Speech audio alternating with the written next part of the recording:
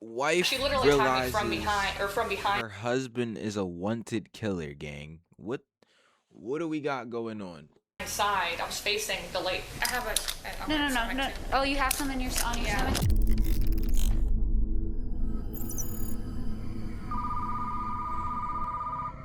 911, what is the address of the emergency? Someone came up and just shot my assistant manager. Where is the What? shooter? I don't have enough information. He's gone. He left in his car. He literally left a second ago. Police in Carrollton, Texas rushed to the workplace of 24-year-old Alyssa Burkett after a co-worker called 911. He had heard gunshots outside the building. An unknown attacker had been waiting. The moment Alyssa arrived, he came at her with a gun and a knife. Within seconds, the only sounds in the air were her screams, begging for help. By the time officers got there, it was too late. Alyssa was already dead. Her body lay near the entrance, stabbed more than 40 times with no sign of mercy. What the officers didn't know yet was that this would become one of the most disturbing and complicated cases they had ever faced. In the days ahead, detectives would uncover a tangled mess, a list of possible suspects, bitter family conflicts, a custody battle over a child. Bro. What? Bro, hold up. Gang, we gotta rewind. That this would become one of the most disturbing and complicated cases they had ever faced. In the days ahead, detectives would uncover a tangled mess, a list of possible suspects, bitter family conflicts, a custody battle over a child, dangerous levels of jealousy, and eventually, after years of twists, a court verdict that no one saw coming. All of it building into one of the most twisted homicides the town had ever seen. Police department search warrant. If you're in there, come out with your hands up. I can't believe that my fiance would do something like that to a woman or to anybody. Yo. I'm telling you, there's a side of him that you do not know.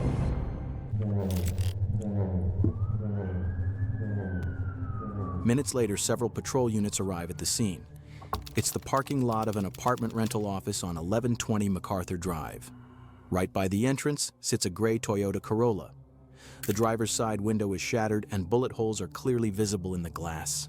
Any crime scene is going to be inside that tape? It's inside that tape. All right.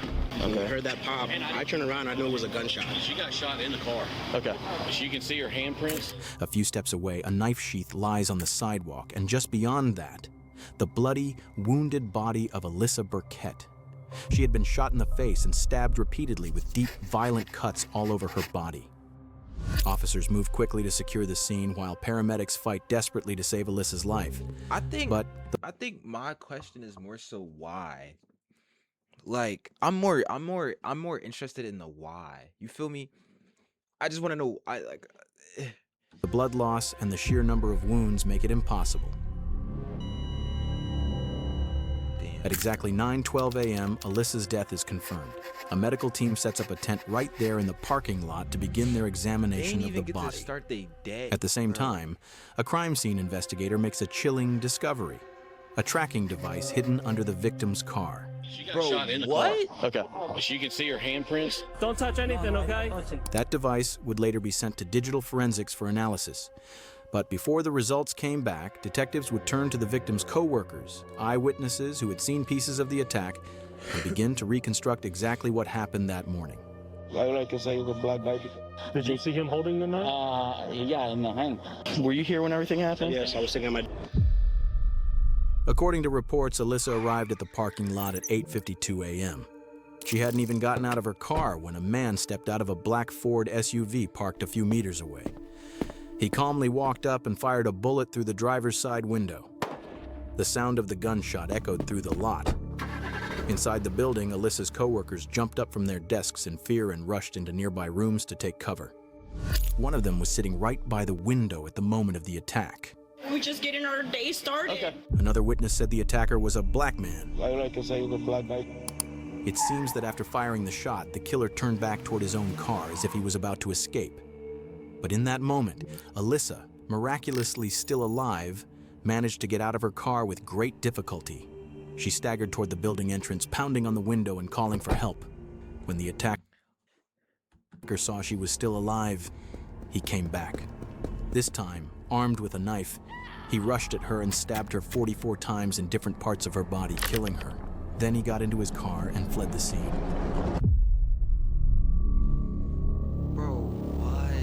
Unfortunately, there were no security cameras around the building, so what? What do you mean there's no security? Bro. we don't have any footage of the attacker. But now, let's step in as criminal profilers and examine the scene piece by piece to understand what happened. This murder wasn't random or accidental. The choice of there's a tracking device. location, timing, and method shows that the killer knew the victim beforehand. The motive wasn't financial or sexual. Everything points to extreme anger and a desire to control the victim. This suggests the killer had some kind of emotional, familial, or competitive relationship with Alyssa. The attacker was armed with two types of weapons: a firearm for the initial attack or to incapacitate, and a knife to finish the job. This shows the crime was premeditated. The GPS device found under the victim's car is one of the most important pieces of evidence, showing that Alyssa had been watched for a long time, not for theft, but for control. 44 stab wounds. That means the killer decided 43 times to strike again. What was going through his mind that he felt it wasn't enough and had to keep going, even though the victim had already been shot in the face? She even said, I think he's the kind of person that's gonna try to kill me. And he did! And he did! Yo, what the fuck? Alyssa Burkett was born on the last day of 1995 in a town near Dallas, Texas. After graduating high school, she went to college and studied history at a university in Southern California. When she was 22, she met a 33-year-old man from Northern California named Andrew Beard on Tinder. He was successful and wealthy, with a house that smelled of expensive wood and a private plane parked right outside. Their relationship started I'm not going to say anything, but niggas typically with the last name of an object or anything that has to do something with, you feel me, facial hair, typically aren't the motherfuckers that you want to marry. Just saying. Oh yeah, on top of that, he's rich too. Get him out of here. Like, what? Andrew Beard? How you doing, Mr. Beard? What? Oh yeah, no. Casually, No. some dates, some hangouts, No. nothing too serious, until one event changed Alyssa's life forever. Near the end of her relationship with Andrew, she found out she was pregnant. On July 23, 2019, Willow was born. By then, Alyssa and Andrew had already separated, but they decided to share custody of their daughter. Alyssa was the primary guardian, while Andrew spent a day or two a week with Willow. During this time, she started dating another young man named Ben. On the surface, things seemed relatively calm, but behind the scenes, there were custody disputes with Andrew and financial struggles that had thrown Alyssa's life into chaos. Later, when Andrew got engaged to a woman named Holly Elkins, the custody battles slowly cooled down. After about a year, Alyssa and Andrew finally reached an agreement over custody and child support for Willow. What's interesting is that, against all expectations, Alyssa and Holly actually got along well. In one message, Holly told Alyssa, "Look forward to having a healthy relationship with you and Ben." Alyssa replied, "I hope your influence helps, because I'd love nothing more than for us all to have a healthy relationship." But just a few months later, something strange happened. On August 6th, Holly called the police claiming that Teresa, Alyssa's mother, had attacked her. 2 officers marched to the scene to investigate. Holly told them she was walking near the lake with Willow in her arms when suddenly Teresa came up from behind, grabbed the child, and started hitting and scratching her. What? She literally attacked me from behind side. I was facing the lake. Your hand? I have a No. Oh, you have some on your stomach? Teresa, during her interview with police, completely denied the incident, and since there wasn't enough evidence, the case was closed. On the surface, everything seemed to return to normal, until a few weeks later, when Carrollton police received a phone call from a man named Frank. He was reporting something suspicious. I saw what I thought looked like someone just selling some drugs out of their truck, and I could smell it and I could see it. And Okay, what kind of vehicle is it? it's a little Toyota Corolla. I have a license plate, if that helps. Okay, great. What was your last name? Morrow. Several officers were immediately sent to Alyssa's workplace. In the trunk of her car, they found a large amount of cash, packages of drugs, and a gun with its serial number removed. Alyssa was shot. back up to this. Hold on. Cash, package drugs, and a gun with its serial number removed. Alyssa was shocked. She insisted that none of it was hers and that someone must have planted it to frame her. Given her background, no criminal record, no history of drug use, and no ties to crime, the police decided not to pursue the matter any further. Also, didn't they say truck? When we put all the pieces of this puzzle together, from the exhausting custody battle to the untraceable gun and the drugs that had been planted far too professionally for a single mother, and then add Alyssa's mother's words on the day of the murder that her daughter had warned her many times, "He's going to kill me one day." It's the A husband! clear pattern begins to emerge, and that pattern points directly to one man, Andrew Beard. Because who marries somebody with the last name Beard? And it has a kid. I knew that it was him when the drugs didn't work in the car for him to get the baby. After that staged drug case, Alyssa was never the same. She kept saying that Andrew was following her. She told her friends over and over that when she walked down the street, she could feel someone watching her from behind. Once, she turned and saw Andrew in his car. Another time, she spotted him while standing in line at a gas station. And once more, when she was leaving a store. Alyssa was so frightened that she didn't think to, yo, gang.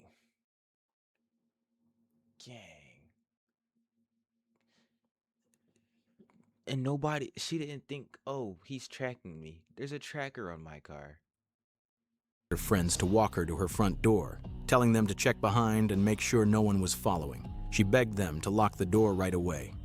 Around that time, she even started a GoFundMe campaign. In her post, she wrote, "At this point, I'm truly scared for my life and my daughter's life.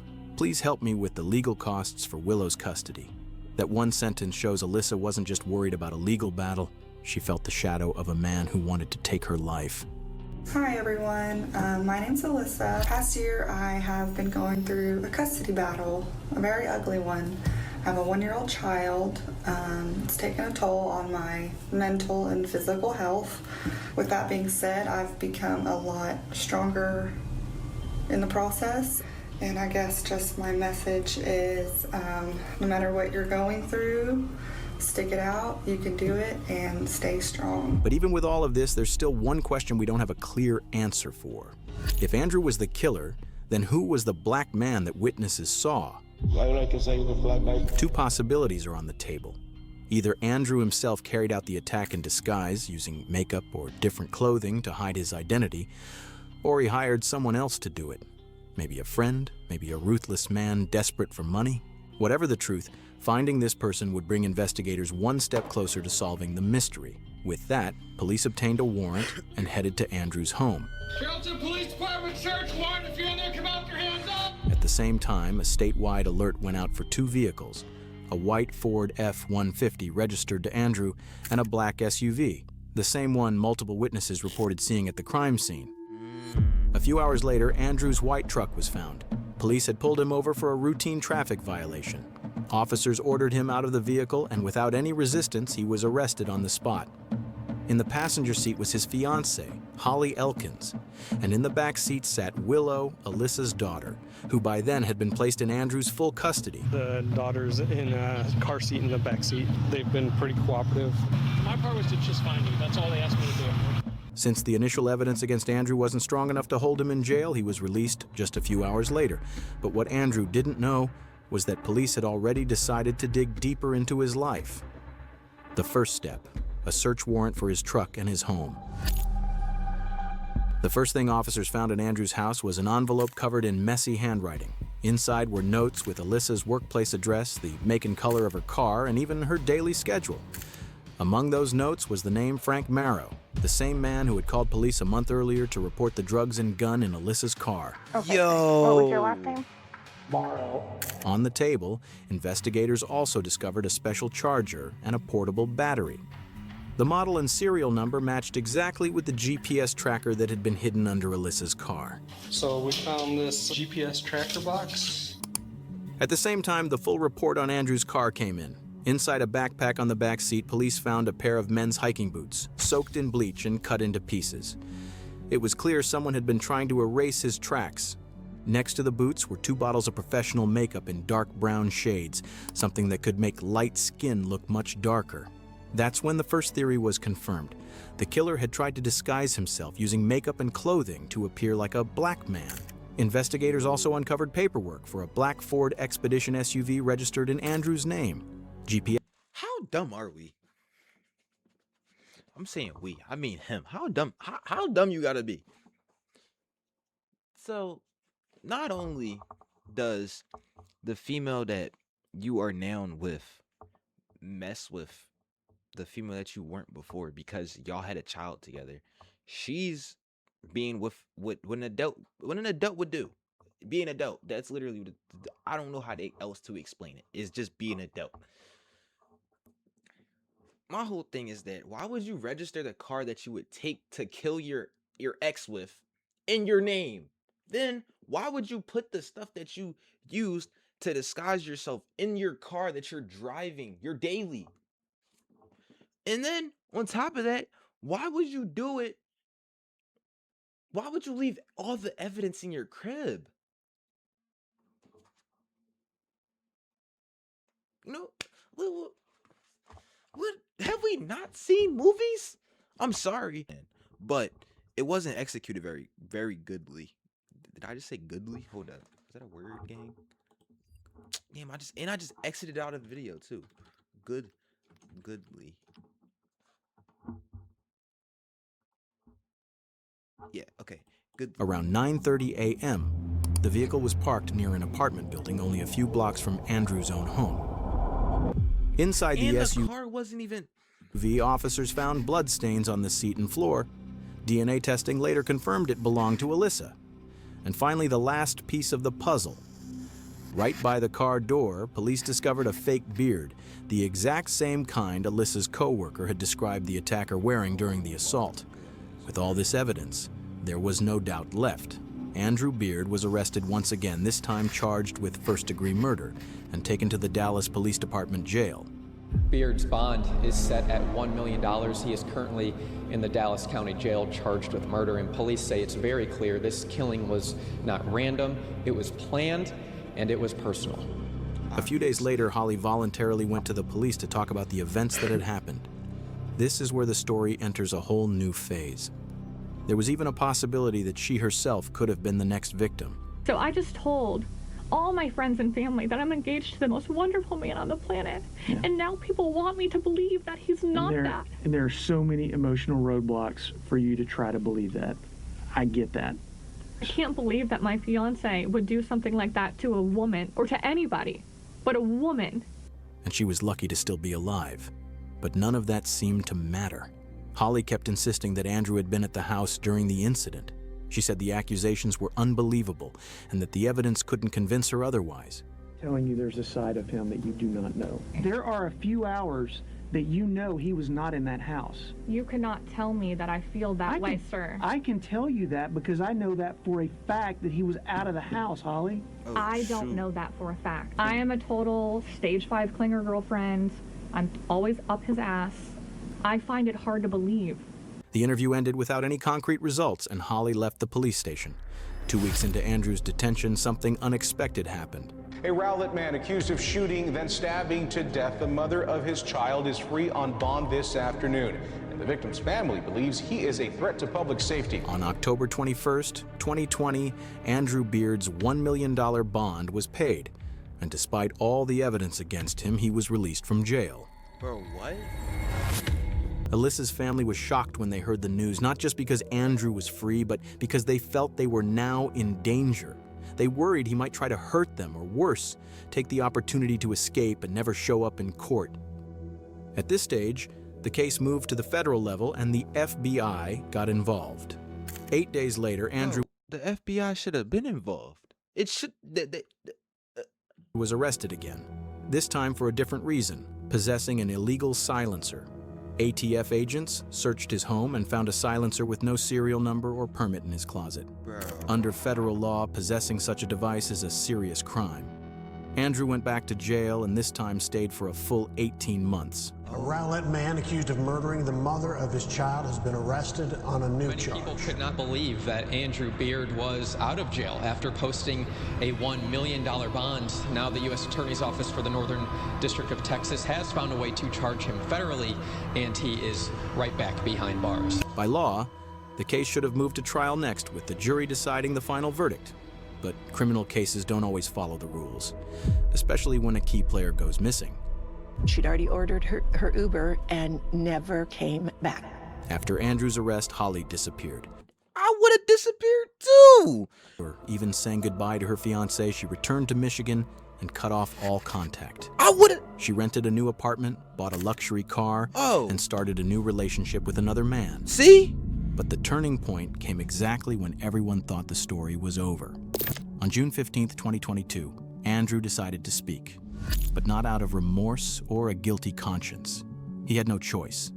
He wanted to cooperate and give information, hoping to get a reduction in his sentence. If you were to ask me whose idea was what, drugs and the planning of drugs was Elkin's. It was made very clear to me. Oh, she was a part of it? Oh, man. Oh, man. That your previous methods aren't working. This is what you're going to do now in order to prove that that you're worthy. Andrew claimed that Holly was not who she appeared to be. From the very beginning, he said she didn't like Alyssa and wanted that makes sense. To be the only player on the stage of Alyssa and Willow's life. And to reach that position, she had to eliminate her rival. According to Andrew, all the scheme failed, she entered a new game. A game where she wasn't just controlling anymore, she became a direct threat. Like, I was emotionally drained, and at that point, I just basically said, okay, and became submissive to whatever she wanted me to do. That's the task I did. It was, you're going to dress up as a different person, essentially. You're going to wear this dark makeup. That was her plan. That was how it's going to be done. I hate to say this, but he sounds way too fucking convincing. Like, he sounds way too convincing for this to not be what happened. Like, this is what happened. Like, she had a role, and I just defended her. Like, that's what they just made me mad. Like, I just defended her, bro. She had something to do with it entirely, because there's no way you would have moved away that fast. I'm thinking about it now. There's no way you'd have moved away that fast at all. For what reason would you have moved away that fast, bro? It does look planned out, because it was. The process was planned out. It seemed that the murder plan was a test of Andrew's manhood, and he may have truly believed he had to succeed. This is gonna sound crazy, bro. As big as you are, nigga, at your grown ass age, what did she have on you that you couldn't defend yourself? Or you couldn't be submissive? Matter of fact, the pussy couldn't have been that. The pussy could have not been that good. It couldn't have been that good, gang. It couldn't have. Oh my goodness. Holly had planned everything for 2 weeks before the murder. How Andrew should disguise himself to make his face look darker, what time to be at the scene, what to wear, and where to escape afterward. She had even prepared a few messages to boost Andrew's confidence while... I'm not coming home to your... I hope you handle it. It will be a whole different conversation if I feel like you right, or if not, then IDK. I don't want anyone who is a pull...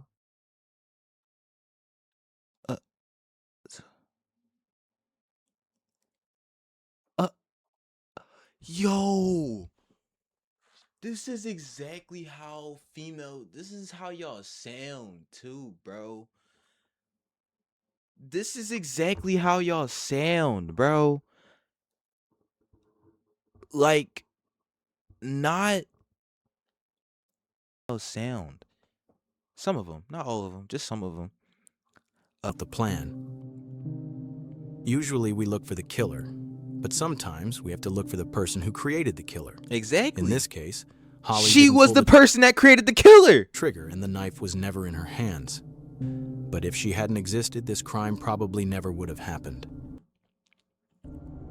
In mid-July 2023, Holly Elkins was arrested at Miami Airport just after returning from her vacation in the Damn. Dominican Republic. Yo, imagine coming back from DR and you get arrested. Yo. Charges of conspiracy to commit murder.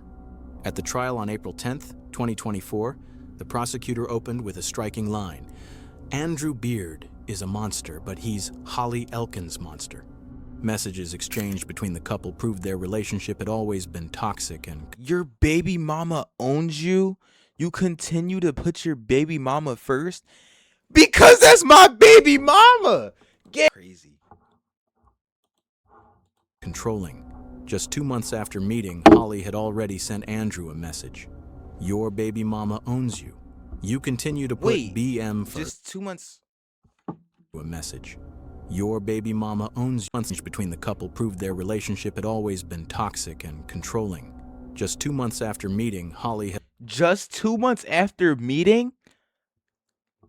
Yo.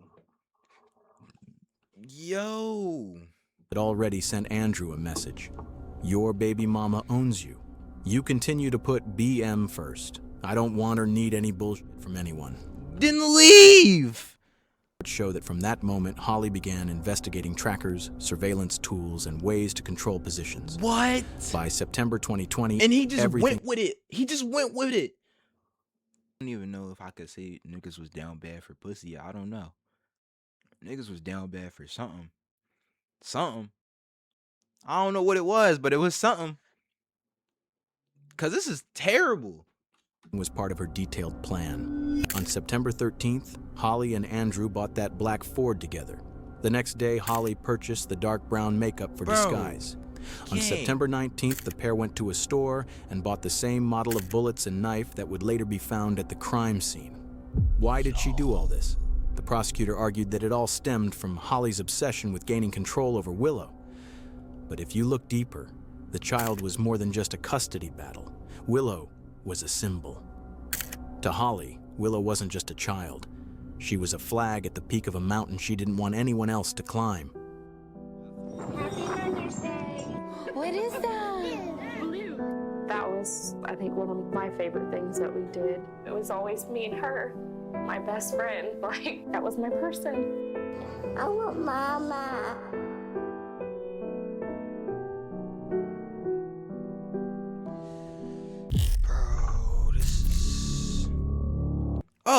Oh, he got sentenced to 43 years and she got sentenced to 2 life? Okay, good. Matter of fact, make his a life sentence too. Well, why can we not think for ourselves now? Oh my goodness. I'm concerned for life. I'm concerned. Gang.